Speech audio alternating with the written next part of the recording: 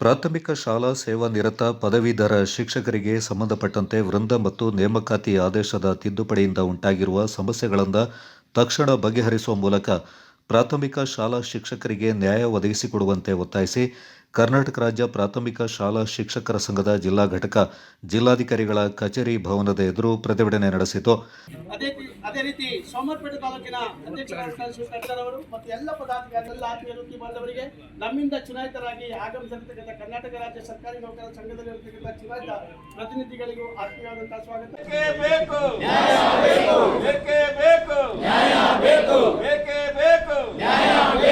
ಒಂದೇ ಒಂದೇ ಒಂದೇ ಬೇಕೇ ಬೇಕು ನ್ಯಾಯ ಬೇಕು. ತೊಲಗಲೇ ತೊಲಗಲಿ ತೊಲಗಲಿ ತೊಲಗಲೇ ತೊಲಗಲಿ ತೊಲಗಲಿ ಪ್ರಾಥಮಿಕ ಶಾಲಾ ಶಿಕ್ಷಕರ ಸಂಘಕ್ಕೆ ತೊಲಗಲೇ ತೊಲಗಲಿ ತೊಲಗಲೇ ತೊಲಗಲಿ ತೊಲಗಲಿ.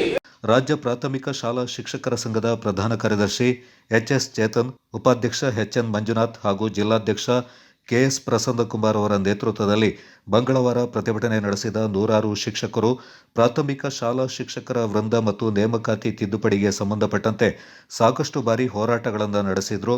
ಸರ್ಕಾರ ಅನುಮೋದನೆ ನೀಡಿಲ್ಲವೆಂದು ತೀವ್ರ ಅಸಮಾಧಾನ ವ್ಯಕ್ತಪಡಿಸಿದರು.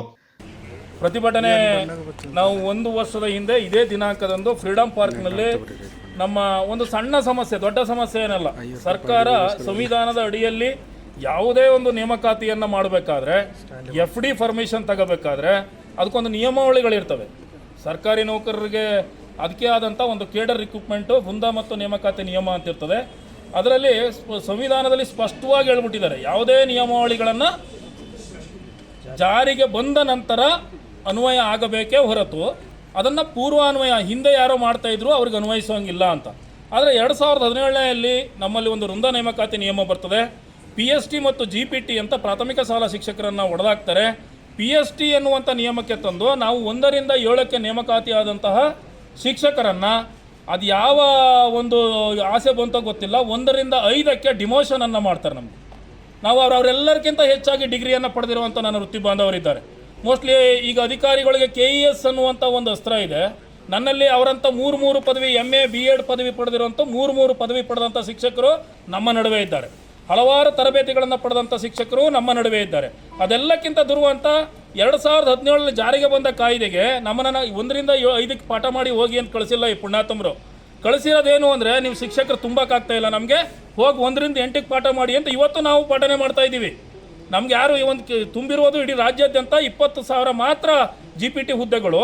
ಆದರೆ 1,80,000 ಇರುವಂಥ ಪ್ರಾಥಮಿಕ ಶಾಲೆಯಲ್ಲಿ 1,60,000 ಜನ ಇವತ್ತು ಏನು 1ರಿಂದ 8ಕ್ಕೆ ಪಾಠ ಮಾಡ್ತಾ ಇದ್ದೀವೋ, ನಮ್ಮ ಪ್ರಾಥಮಿಕ ಶಾಲಾ ಶಿಕ್ಷಕರನ್ನು ನೀವು ಅಲ್ಲಿಗೆ ಪಾಠ ಮಾಡೋಕ್ಕೆ, ಪುಕ್ಷಟೆ ಪಾಠ ಮಾಡೋಕ್ಕೆ ನೀವು ಅರ್ಹರು, ಆದರೆ ಅಧಿಕಾರಿಯುತವಾಗಿ ಪಾಠ ಮಾಡೋಕ್ಕೆ ನಿಮ್ಗೊಂದು ಇನ್ಕ್ರಿಮೆಂಟ್ ಕೊಡೋಕ್ಕಾಗೋದಿಲ್ಲ ಅನ್ನೋ ಕಾರಣಕ್ಕೆ ಇವತ್ತು ನಮ್ಮ ಹಿನ್ನಡೆಗೆ ತಳ್ಳಿರುವುದನ್ನು ಕರ್ನಾಟಕ ರಾಜ್ಯ ಪ್ರಾಥಮಿಕ ಶಾಲಾ ಶಿಕ್ಷಕರ ಸಂಘ ತೀವ್ರವಾಗಿ ಖಂಡಿಸ್ತದೆ. ಗೌರವಾನ್ವಿತ ಮುಖ್ಯಮಂತ್ರಿಗಳಲ್ಲಿ ಮಾನ್ಯ ಮಧು ಬಂಗಾರಪ್ಪ ಸಾಹೇಬರಲ್ಲಿ ಕೇಳ್ಕೊಳ್ಳೋದ ಇಷ್ಟೇ, ನಾವು ಭಿಕ್ಷೆ ಕೇಳ್ತಾ ಇಲ್ಲ ಸ್ವಾಮಿ ನಿಮ್ಮ ಹತ್ರ. ಸರ್ಕಾರಿ ನೌಕರರು ಶಿಕ್ಷಕರು ಭಿಕ್ಷೆ ಕೇಳ್ತಾ ಇಲ್ಲ.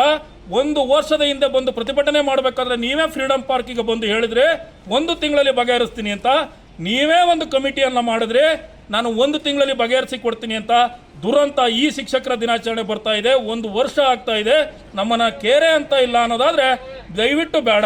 ಪ್ರತಿಭಟನೆಯಲ್ಲಿ ಸಂಘದ ಸೋಮವಾರಪೇಟೆ ತಾಲೂಕು ಅಧ್ಯಕ್ಷ ಟಿ.ಕೆ. ಬಸವರಾಜು, ಕಾರ್ಯದರ್ಶಿ ಕವಿತಾ, ಮಡಿಕೇರಿ ತಾಲೂಕು ಅಧ್ಯಕ್ಷ ಮೋಹನ್ ಪೆರಾಜೆ, ಕಾರ್ಯದರ್ಶಿ ಆಕಾಶ್, ವಿರಾಜಪೇಟೆ ತಾಲೂಕು ಅಧ್ಯಕ್ಷ ಸುರೇಂದ್ರ, ಕಾರ್ಯದರ್ಶಿ ಅಶ್ವಥ್ ಸೇರಿದಂತೆ ಜಿಲ್ಲಾ ವ್ಯಾಪ್ತಿಯ ಹಲವು ಶಿಕ್ಷಕರು ಪಾಲ್ಗೊಂಡು ಸರ್ಕಾರಕ್ಕೆ ಮನವಿ ಪತ್ರವನ್ನು ಸಲ್ಲಿಸಿದರು.